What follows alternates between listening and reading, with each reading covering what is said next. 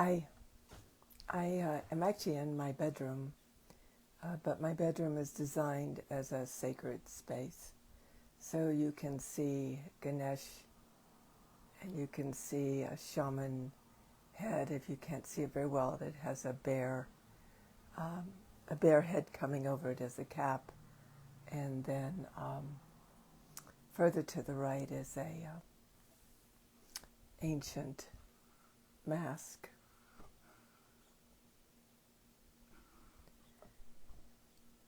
On September 5th of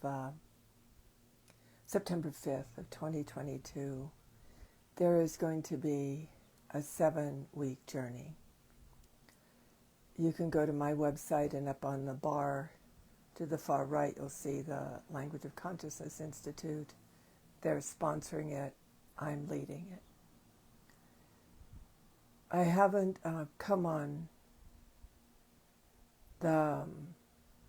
I haven't gone Facebook Live, and I haven't promoted it in any way because there is something about human beings that has them, for the most part, only pay attention to the world of human beings. I would like you today, if you're watching this, if something happens that you trip into it or you fall into it, I would like you to consider today that you are immortal, and that perhaps from time to time, that immortal aspect of you, we might call it the meta self, or the divine self, or the higher self, or the embodied self, but they're all immortal aspects of us.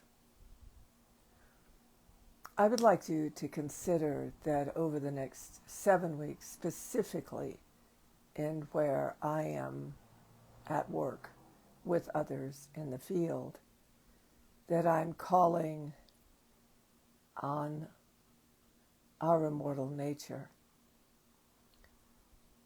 I said in a quip this morning to one of my groups, good luck being only human. And that's really what I want to relay. I knew about these times for the last half century. I noticed that as September approaches, I notice we're in an arc of time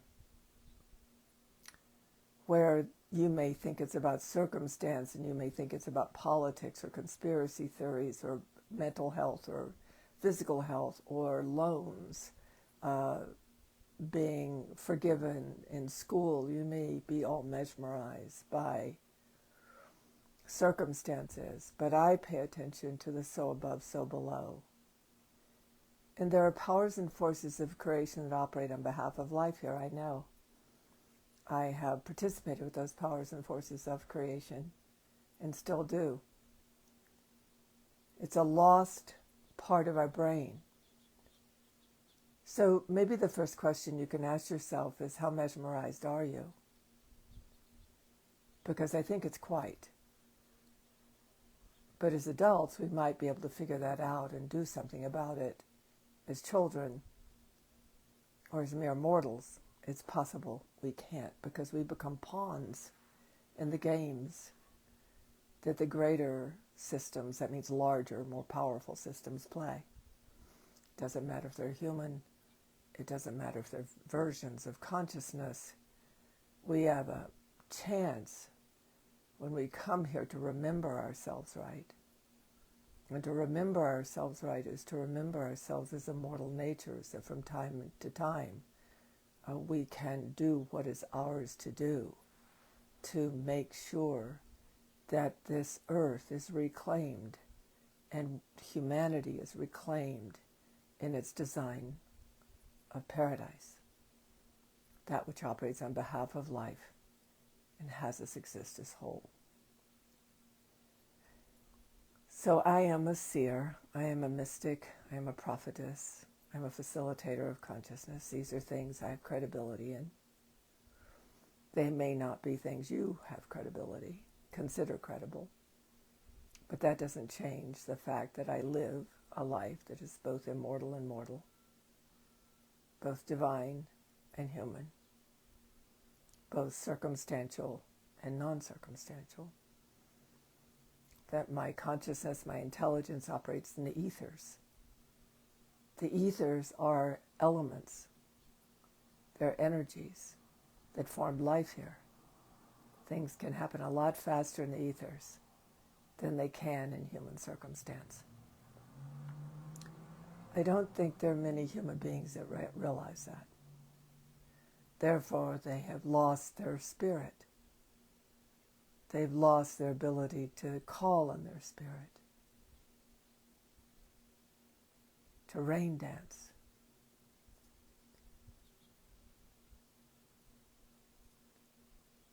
to chant, not in order to, but as part of something. So I'm really only delivering a message. I am actually not even an invitation. I don't want human beings that can only operate in save me, save me, save me, that are not open to develop their own consciousness as the immortal nature of their being that has power to actually think in a manner that regenerates matrices of so above, so below, within which new futures are rising. I would imagine that a great percentage of human beings are trying to fix the problems here, but they belong to a reality that long ago fragmented, long ago became mechanistic, long ago became a machine, just like the Matrix in the movies, Matrix, and a machine that uses up the life of human beings, has cost them their spirit, has wounded their flesh, has separated this amazing species from its one soul being. So it may look like on September 5th, the Institute has invited me to do something we call run the templates.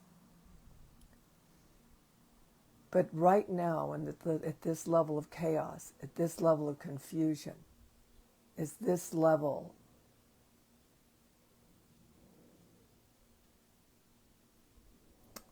I don't know how to put the next thing. At this level of interruption, if we knew our consciousness could formulate through the golden spiral webbings, like incantations, spells, I know. Look at that part of your mind that has been told to shut down and not be identified that way. Think there might be a loss of power there? A loss of capacity? A loss of being able to be what you came here to be? So we're going to create a webbing, whoever it is. Could just be me and the teachers. However, the interesting thing is the people that have enrolled in it are European. Mostly people in Europe, Australia, Africa, Mexico, and Central America. Is it possible the mesmerization is stronger here in the United States of America, where people are, in quote, waiting to see what's going to happen and, in quote, hoping they'll be all right? All symptoms of a controlled consciousness that can't get up on its own feet anymore. So I've been preparing myself the last few days. I've been preparing myself to be visible. I've been preparing myself to talk straight. I've been preparing myself as what I actually am. You could say I'm coming out of the closet. And yes, I am gay, but not sexually. I just happen to be very excited about what's occurring. So actually, these conversations from time to time I'll have unscheduled between now and September 5th, and very possibly after September 5th, are just a message. They're just a message. They're just an announcement that there is a group of human beings that when they come on those calls with me, I will know that I am speaking to their immortal nature. And I will know that they are alchemists and magi's and guardians and angels. I will know that I am addressing the ancient beings that once used their mind to repair broken matrices, which is what we'll be doing. By the way, I couldn't figure out how to say it. We will be repairing broken matrices as there are forces, conditions, actions, we don't have an English word, that are really ripping the fabric away from the reality of unity as it builds. It's like something coming in and tearing up a crop so that the people will have no food and they will starve. It's a very, even in language, you can't present this well because in the back of a child's head is ghoulies and ghosties and long-legged beasties and things that go boom in the night. Good Lord, deliver me. But therefore, not realizing we have our own power, not realizing we have a consciousness that can weave not only into itself the greater realities of creation, but can weave back the greater realities of creation here. And the creation templates do that.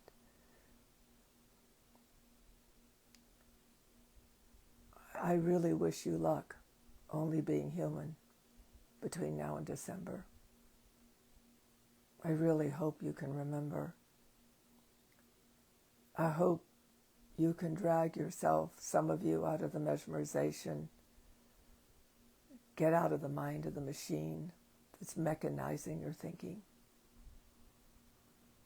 and come to the temple, whatever that is for you. In this case, our temple is time, 7 Mondays. So I'm just letting you know that something's going on in the temple of time. And that between September 5th and somewhere in December or somewhere shortly after the end of November, that we'll be moving into an arc of time. I'm not saying we're generating it. I'm saying as a mystic and a seer and a prophetess and someone who lives higher time and understands the power of gathering time and understands the power of inserting actions into time. I'm telling you, chaos is beginning to increase its velocity on purpose.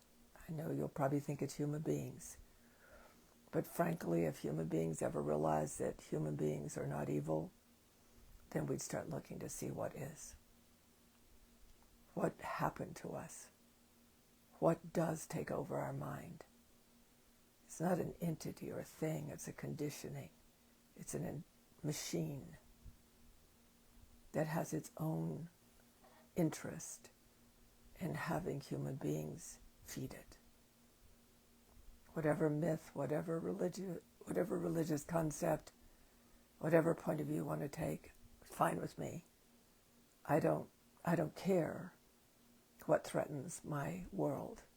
I only care I meet it at the gate and mitigate it, especially right now. I work strictly in the ethers. I remember the powers. I remember the ways of being. I took on with great logic for myself a long time ago that the immortals here had been greatly compromised, that we don't have the skills, the capacities, and the power we once had. We don't.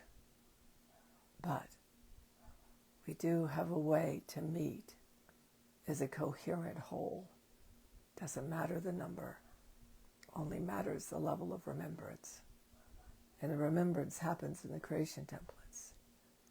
I've watched them not be known for what they are, because those kind of things aren't supposed to exist in the world anymore. The wands, the templates of consciousness that build matrices within which we can no longer be harmed. We can no longer be mesmerized. We no longer can be used against ourselves and against others. But you see, I remember those worlds. And I was fortunate enough to get a tool in here that isn't easily recognized, isn't known for what it provides. You could say it's a tool of the immortals. Namaste.